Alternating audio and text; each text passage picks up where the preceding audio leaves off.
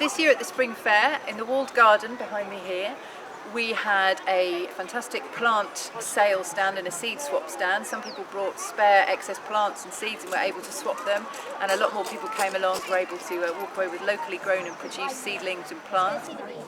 We had seed planting for kids, so the kids could come along and they could paint up a little flower pot, fill it up with soil and then plant a runner bean seed or a squash seed, and then later on plant out in their gardens hopefully. We had a net of dreams, and on it were some prompts along the lines of housing, energy, transport, food and the natural environment and business. And what we were asking people to do was to think about how Lymington could look in 25, 30 years time if we were to try and make it a more sustainable place to live. So what would that mean under those sorts of headings? People came out with some fantastic ideas, wrote them down on some paper and then tied them onto the net, so that by the end of the day we had a really fabulous visual display of people's hopes and aspirations for a greener future.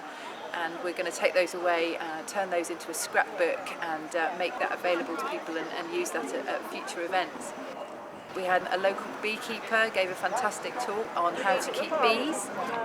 We've got the pigs, we've got the chickens, people were free to go in and get up close with the animals.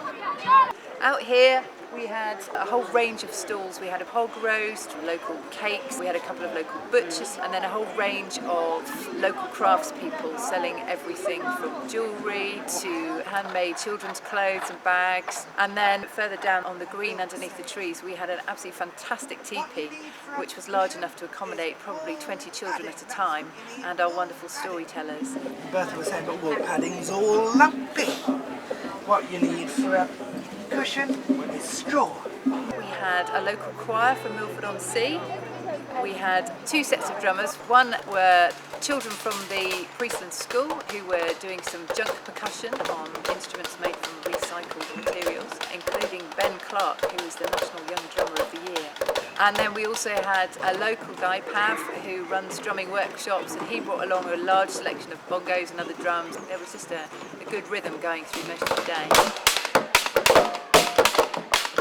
We also had information on energy efficiency. We had a G-Whiz car that people were able to climb in and have a look in, eco-friendly gadgets and general advice on making your home more energy efficient. Good, I'll be in touch then. And then finally we had some face painters as well.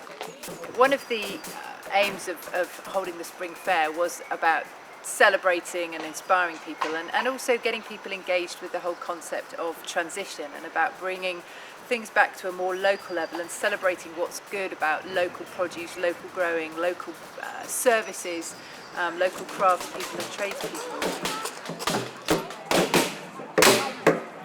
The whole aim of the transition is about painting that positive vision of the future, and through running events like the Spring Fair at the weekend we hope to show people that that's exactly the sort of thing that we can achieve.